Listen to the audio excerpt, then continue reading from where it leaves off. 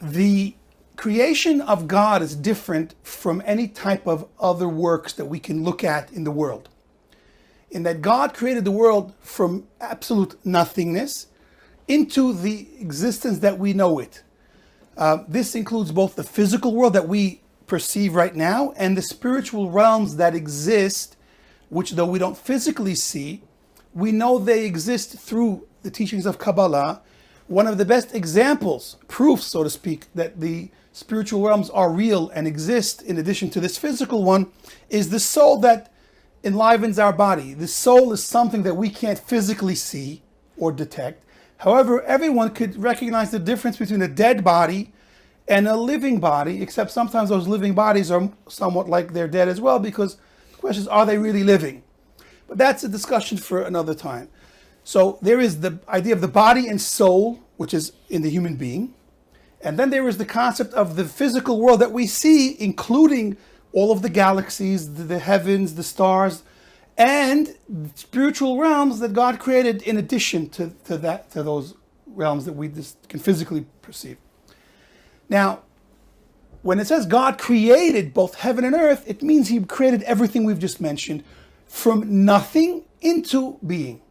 It's called, in Hebrew, Yesh Me'Ayin, and the fancy, Latin term is ex nihilo. That means there was nothing, and then it comes into being.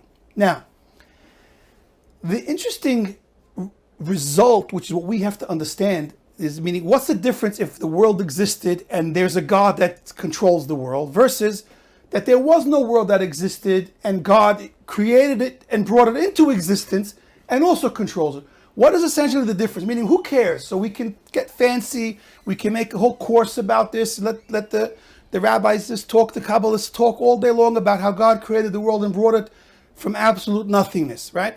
So, but what's the difference? So what if it already existed? As long as God's in total control, really it can be insignificant, right? So the added idea that we take away, basically the takeaway of this point is this. And this analogy is brought by one of the great Jewish scholars and mystics. Was the rabbi that founded the Chabad Lubavitch movement. His name is Rabbi Shneur Zalman from Liadi. And he explains beautifully this mashal. And of course, this idea is shared by other great scholars, but it's a very popular place that it's brought is his book, the Sefer Tanya. So we'll use that as the quoting source. But of course, he's not the only person that has explained and discussed this concept. If you take a carpenter, for example, someone who builds a table. So what does he do? This table builder takes wood that already exists and he puts his influence on that wood. He takes the wood and he has to use his brains, his creative ability to take that wood and cut it up in a way and design it in a way that it becomes a table. Included in that is, of course, making sure that it's a workable table. Once that carpenter is finished with his work, with his influence on this table, he leaves. He leaves the table on its own and goes and does his next job. The table now has an independent existence. It's not dependent anymore on the carpenter to exist. Now, certainly the elements that this carpenter used to build this table were never dependent on the carpenter.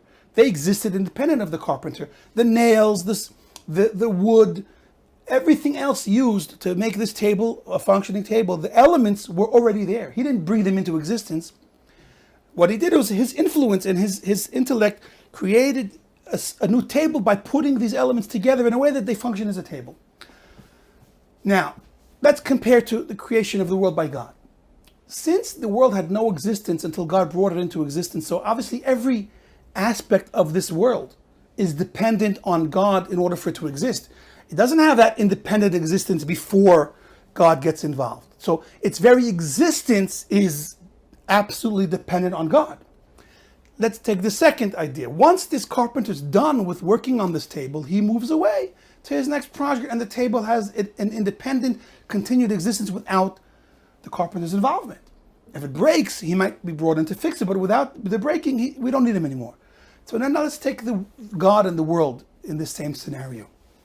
One of the false ideologies of how God created the world and how God runs the world is that God made it, Even if you accept that he made the world, one of the false ideologies would be that God, the creator of the world, he doesn't really care about what happens in the world. He created it and then left it in the hands of the intermediaries, the different ministering angels and the different forces, sort of nature, so to speak.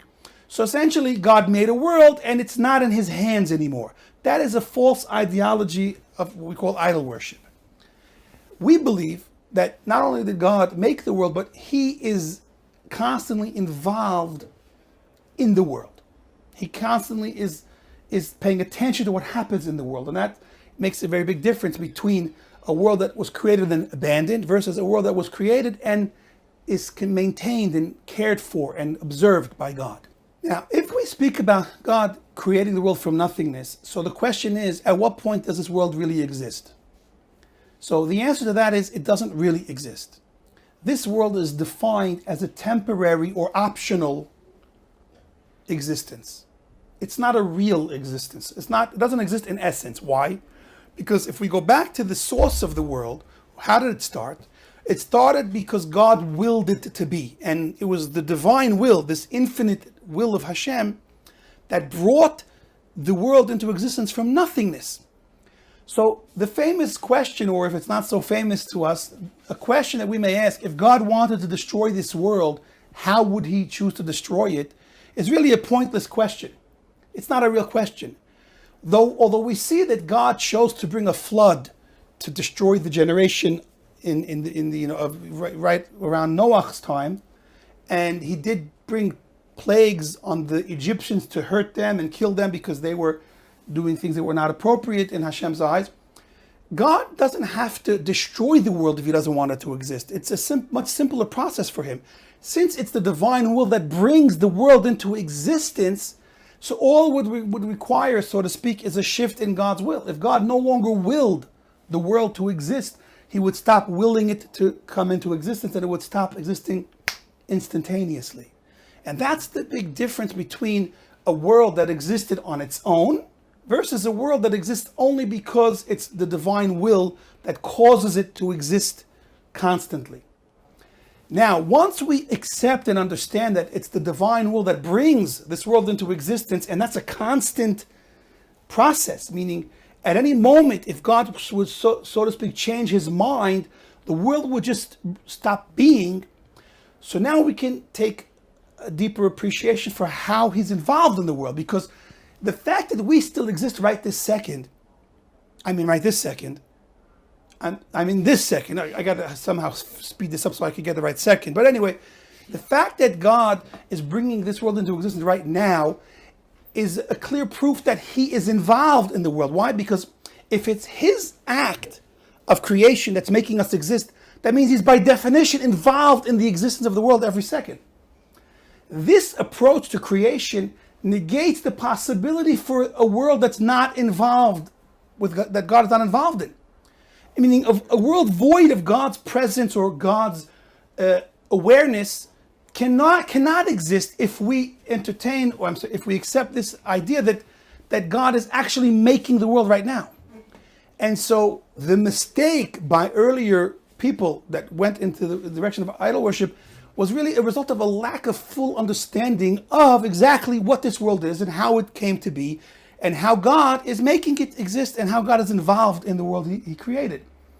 And so it's through the knowledge of Kabbalah and, of course, the Jewish philosophers that are using the koach, the abilities of their mind, the faculties of their mind, and the knowledge that's revealed through Torah. And again, Torah is written, oral, and hidden and revealed. So when we speak about Jewish philosophy, for example, the Ramban, Nachmanides, even the Rambam, Maimonides, although in his writings in some way negates a lot of this mystical talk, it's taught that later on in his life, he actually received the tradition of Kabbalah from a true Kabbalist and accepted and embraced these concepts. So even the Rambam ultimately accepts these ideas. And so through philosophy or mysticism, once you have the whole package, then you can avoid some of the mistakes that these secular philosophers make. Because what's philosophy after all? What is the idea of all of this study that we have in the schools, in the university that we go to? It's man's attempt to figure out what's happening in this world, what's going on in this world. It's man's attempt from a position of darkness, from a position of a lack of awareness, to try to come to a position of clarity and awareness and to come to the light, so to speak. And so, as admirable of an attempt that is, meaning no one is here to say that they're wasting their time. It's amazing that people spend their time and energy and efforts to try to figure out more and more about this world, more about the human body, more about the universe, and more about the spiritual realms. It's great that they want to do this. But there's a difference between man's attempt to figure this out and God's giving us the basic fundamental principles that this is all based on. The point of this part of our discussion is really to appreciate the beginning of the Torah and its message. The Torah is telling us from its start that the world was created by God, and that means that we are constantly dependent on the will of God that brings this world into being, and there is no way to divorce God from his world. Unlike a convenient approach that a person that wants to do whatever he wants and wants to live a life with no accountability wants to say, okay, great, God made a world, but God's not here anymore, so I can do what I want. No, when you understand that God made a world, then he's here, and therefore we have to first and foremost accept him as our king and as our God and follow his ways. So that brings us a life of accountability. And that's the easy way out. If I don't want to have responsibility, I can just say, oh, the world exists by itself. What do I lose when I say the world exists because God created it? I have to now become attached to that God. I have to be loyal to that God. I understand that there's a greater power and there's a divine plan that I have to try to become, in sync with, rather than making my own path. And that's the interesting difference, again, ultimately between Bereshit bara Elokim et hashamayim v'et haaretz and the other, a natural or secular approach is that I'm God. Really, what are these people saying at the end of the day? Let's get right to the point. Let's really get to the bottom. This is what I'm saying.